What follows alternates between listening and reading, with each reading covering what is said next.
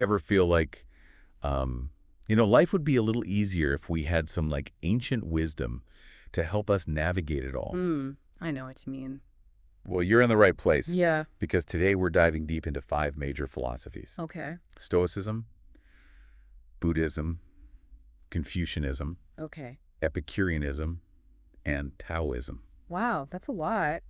To uncover some surprisingly relevant insights for all of us, I think, for living a better life. You know, it's fascinating to me that these philosophies, they're centuries old, right? Mm-hmm. But they still resonate with so many people. I think so. Who are out there looking for meaning and purpose today. Yeah, it's like they have this direct line to the timeless struggles of just being human. But before we get into all the specifics, what even is philosophy? Because it sounds kind of intimidating. Right. Like something you only discuss in like a dusty old library somewhere. Yeah. It's funny you say that because I think that's a really common misconception. Okay. It's not just like this abstract thought, Right. It's really more of a quest to understand life's big questions.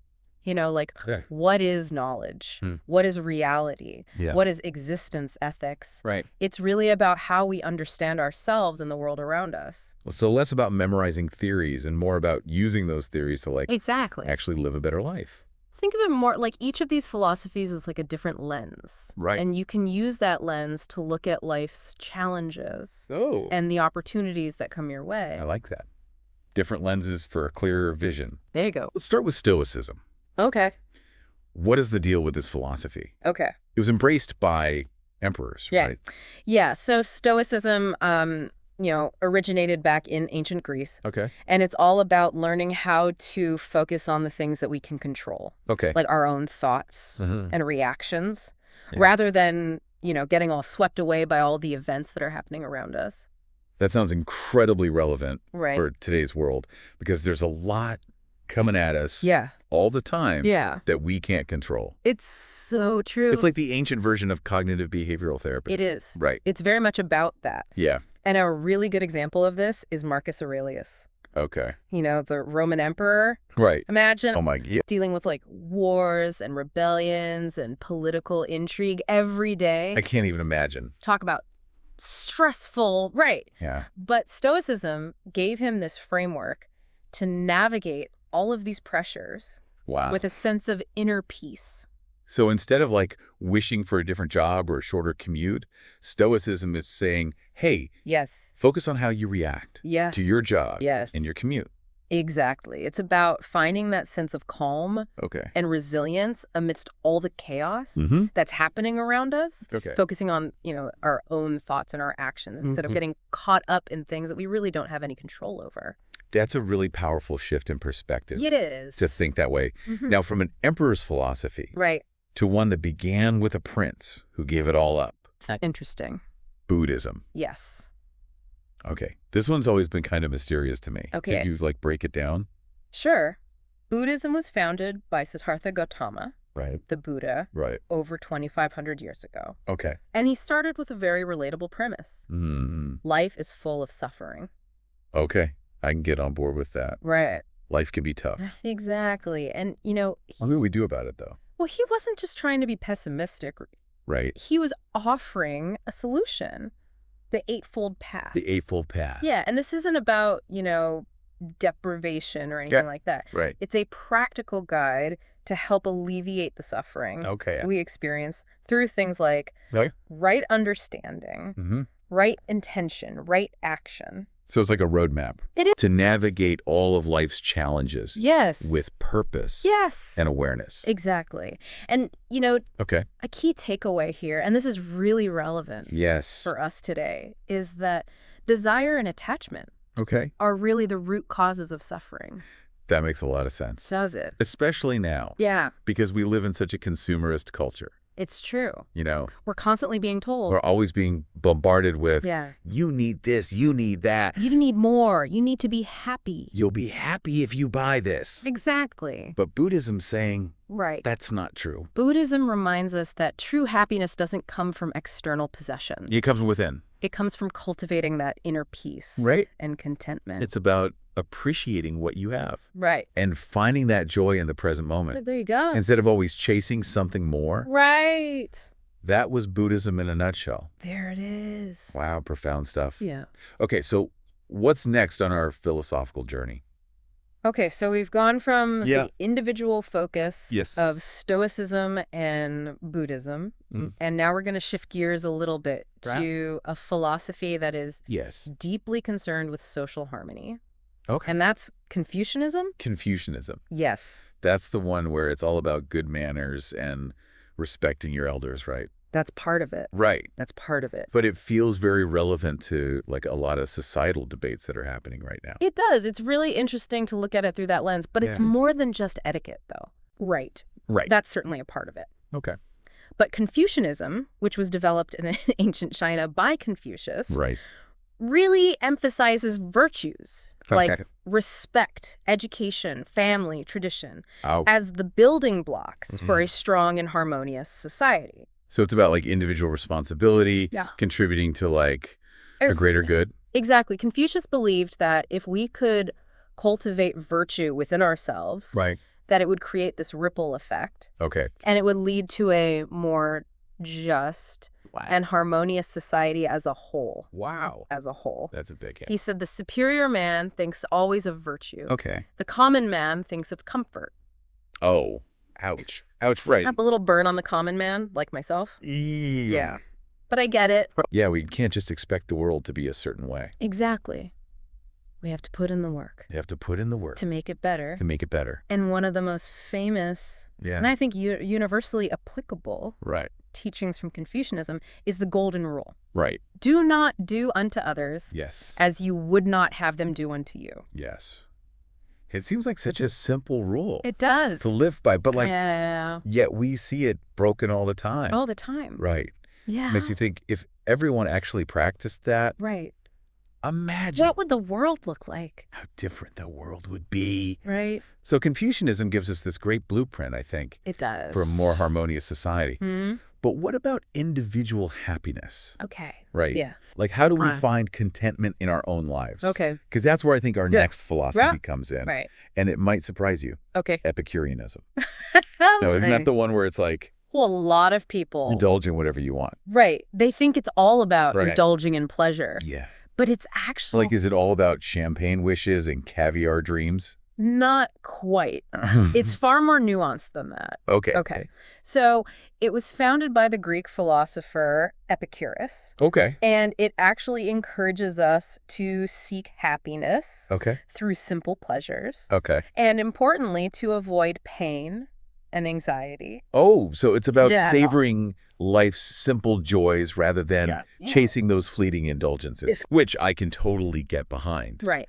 Because, you know. And it's really relevant for us today in our very fast-paced. Oh my gosh, so fast. Often overwhelming modern world. Yes, it is. Because Epicurus really emphasized the importance of living free from fear and anxiety. That's something that I think a lot of us struggle with. It's so these days because it's, you know, with the constant news cycles and social media comparisons. So easy to get caught up in that. It's easy to get caught up in anxieties. Totally. So how does very easy. How does Epicureanism address that? So Epicurus believed that much of our suffering comes from worrying about things that are really outside of our control. Oh, what quite? Death. Okay. The future. Right. What other people think of us. Right.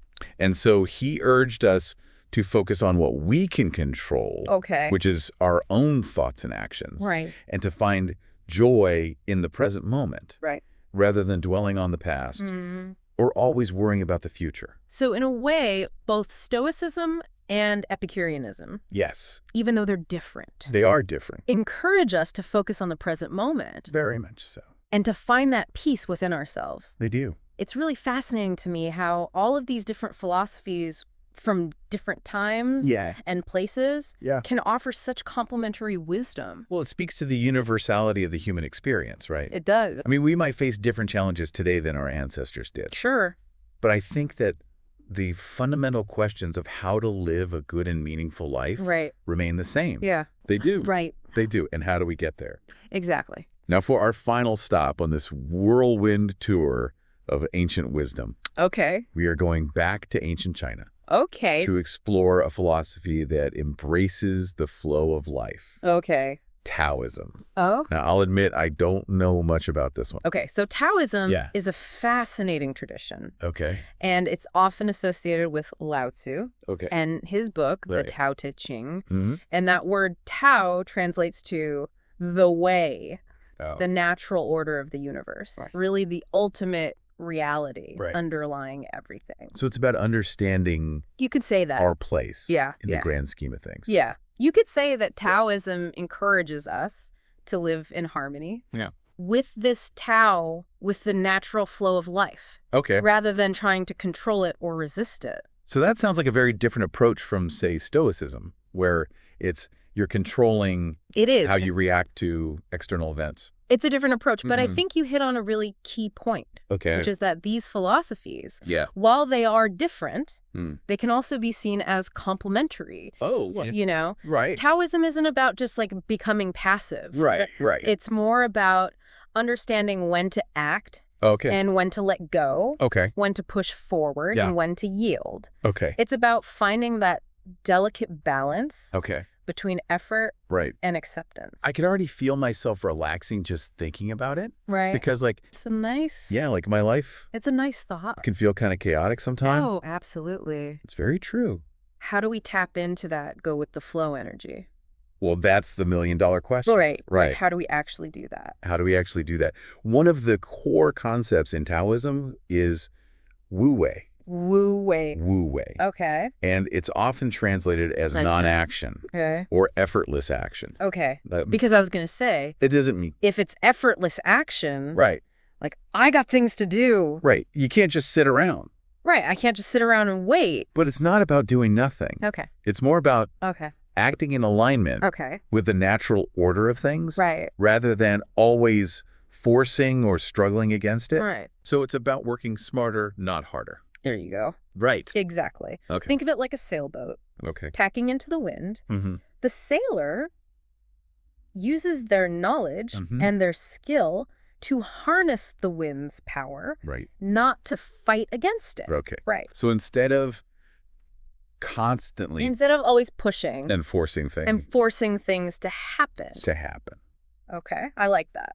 That's good. Yeah. I like that. Work smarter, not harder. Yeah, work smarter, not harder. And aligning ourselves with that natural order. It's making me rethink that whole, go with the flow saying. Yeah. Because it's not about being passive. No, it's not about being passive at all. It's about acting with intention and awareness. Exactly. And that's where Taoism can be really helpful. Because it reminds us that rigidity often leads to a lot of resistance and frustration in our lives. It's true. Right. Yeah. And it encourages us to cultivate flexibility, adaptability, and a sense of acceptance when faced with life's inevitable changes. You know what? When I think about times when I've been my most stressed or unhappy, it's usually because I'm clinging so tightly to how I think things should be. Yes. Instead of just like accepting how they actually are. That's a profound insight. Right. It really is. And I feel like Taoism is all about that. It is. It's about embracing that simplicity. Right. Appreciating the present moment. Right. Finding the balance in all things. Okay, so we covered so much ground today. I know. Right. We did. From Stoicism's focus on our own inner resilience, to Buddhism's path to enlightenment, to Confucianism's vision of a more harmonious society, to Epicureanism's appreciation for simple pleasures, and now to Taoism's call to align with the natural flow of life. It's amazing when you think about it like that, right? It's incredible. It feels like we traveled across time and cultures. We did. We journeyed across time and cultures. We did. Right. And yet all of these different philosophies are all kind of tapping into this one universal truth. It's human experience. Yes. The search for meaning. The human experience. The search for happiness. Yeah. Just that search for how to live a good life. A good life. It's amazing. It's like they're all offering us these different pieces of a puzzle. They are. Right? They are. Different perspectives. Yes. On how to navigate these challenges. That's it. And these opportunities that come with just being human. Which is what makes it so enriching, right? You know, it's like, because by engaging with these ancient philosophies, we can gain... It's like they're offering us a hand across time. We are. Right. They are. Like, hey, we've been there. We get it. Exactly. And here's some wisdom. that it's what we've learned. Picked up along the way. Along the way. Right. Right. What would future generations say? I don't know. About our attempts to find meaning? That's a good question. Right. It is a good question. In this crazy world that we're living in. But hey, that's a deep dive for another day. Indeed it is. If one of these philosophies resonated with you, I would say pick up a book, do some more research, and see how you can apply these very ancient insights to your very modern life. It's a good practice. Right. It is. Because who knows? You might just discover the key to navigating this complex world that we're living in with a little more wisdom and peace. There you go. And maybe even a little more joy. That's what we're looking for. Right. Yes. That's all for this episode of The Deep Dive. Until next time. Until next time. Keep exploring. Keep exploring. Yeah. So from the individual focus, like we were talking about, of Stoicism and Buddhism, we're going to kind of shift gears a little bit. To a philosophy that is really concerned with social harmony. Okay. And that is Confucianism. Confucianism? Yes. So how do we actually practice this wu-wei in real life? It sounds great in theory, but my to-do list rarely feels effortless. That's the beauty of it. It's not about eliminating effort, but aligning it with the natural flow of things. Imagine a sailboat tacking into the wind. The sailor uses their skill and knowledge to harness the wind's power, not fight against it. So instead of constantly pushing and forcing things, we can try to work smarter, not harder, by aligning ourselves with the natural order of things. I like it. It's making me rethink that whole go with the flow saying. Right. It's not about being passive. It's about acting with intention and awareness. Exactly. Taoism reminds us that rigidity often leads to resistance and frustration. It encourages us to cultivate flexibility, adaptability, and a sense of acceptance in the face of life's inevitable changes. That makes a lot of sense. When I think about times I've been most stressed or unhappy, it's often when I'm clinging to how I think things should be rather than accepting how they are. Right. You know? That's a profound insight, and it's a core principle of Taoism, embracing simplicity, appreciating the present moment, and finding balance in all things. We've covered so much ground today, from Stoicism's focus on inner resilience to Buddhism's path to enlightenment, Confucianism's vision of social harmony, Epicureanism's appreciation for simple pleasures, and now Taoism's call to align with the natural flow of life. It feels like we've journeyed across time and cultures. And yet, despite their differences, these philosophies all tap into something universal about the human experience. The search for meaning, for happiness, for a way to live a good life. It's like they're each offering a different piece of the puzzle, different perspectives on how to navigate the challenges and opportunities that come with being human. And that's what makes this exploration so enriching. By engaging with these ancient philosophies, we gain new tools and insights for understanding ourselves, our place in the world, and ultimately for living a more fulfilling and meaningful life. Absolutely. If one of these philosophies particularly resonated with you today, I encourage you to dive deeper. Pick up a book, do some more research, and see how you can apply these timeless insights to your own modern life. You might be surprised at what you discover. That's all for this episode of The Deep Dive. Until next time, keep exploring. Stay tuned for more episodes exploring the wisdom of ancient thought.